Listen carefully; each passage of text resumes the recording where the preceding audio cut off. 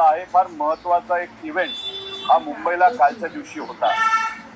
सगळ्या पोलीस अधिकाऱ्यांमध्ये क्रिकेटची कॉम्पिटिशन होती आणि तिथं क्रिकेट बघण्यासाठी व क्रिकेटमध्ये सहभाग घेण्यासाठी दरवर्षीप्रमाणे अनेक पोलीस अधिकारी हे मुंबईला गेले होते, म्हणून कदाचित त्यांना त्यातून वेळ मिळाला नसावा आणि यातले एक अधिकारी हे कोलकात्याला गेलेले आहेत, ते आम्ही समजू शकतो।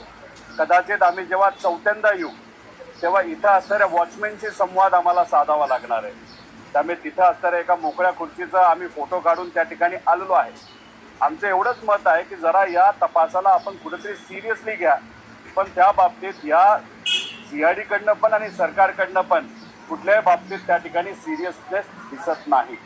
आज जे काही मुद्दे आम्हाला मांडायचे होते आणि बोलायचे होते त्याच्यामध्ये एक तर कर्नाटकाच्या SHOनी जो FIR दाखल केला, कोर्टात गेला, कर्नाटकाच्या तिथं DGP जे आहेत कर्नाटकाचे त्यांनी महाराष्ट्राकडे पाठवला। अधिवेशनामध्ये या बाबतीतली चर्चा झाली आणि आम्हाला असं कळलं की हा FIR CID कडे पाठवलेला आहे।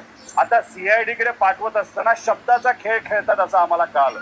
काही पत्रकारांशी सुद्धा जेव्हा काही वरिष्ठ अधिकारी CIDशी बोलले ते म्हणले आम्ही तपास नाही करणार या FIR वर, आम्ही एन्क्वायरी करणार, म्हणजे चौकशी करणार, तपास नाही करणार। म्हणजे शब्दाचा खेळ खरंच काय हे समजून घेण्यासाठी आम्ही आलो होतो, पण इथं दुर्दैवाने कुणीच भेटलं नाही। न खालचे अधिकारी सुद्धा तिथं या विषयाच्या बाबतीत अपडेटेड होते, असं अपडेटेड कुणीही व्यक्ती दुर्दैवाने इथं आम्हाला आढळलं नाही।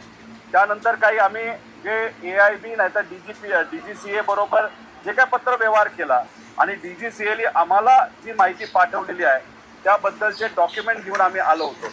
याच्यात बरंच काही लिहिले, पण एक छोटासा विषय सांगतो। FDR म्हणजे मशीन विमानाचं जे आहे ते कशा पद्धतीने वागलं, त्याचे डिव्हाइसेस कशा पद्धतीने वागत होते, हे कुठे रेकॉर्ड होतं ते FDA। तर आम्ही जी मागणी केली होती की अमेरिकेची एखादी एजन्सी, चांगली एजन्सी घ्या, तर आम्हाला या रिपोर्टमध्ये सांगितले, धन्यवाद आपल्या सर्वांचे, मीडियाचे आणि महाराष्ट्राचे, दबाव आल्यामुळे DGCAने अमेरिकेची ही जी कंपनी आहे NTSB याला आता याच्यामध्ये घेतलं नाही, सांगितलंय की FDR रिपोर्ट डाउनलोड झालेला आहे। फक्त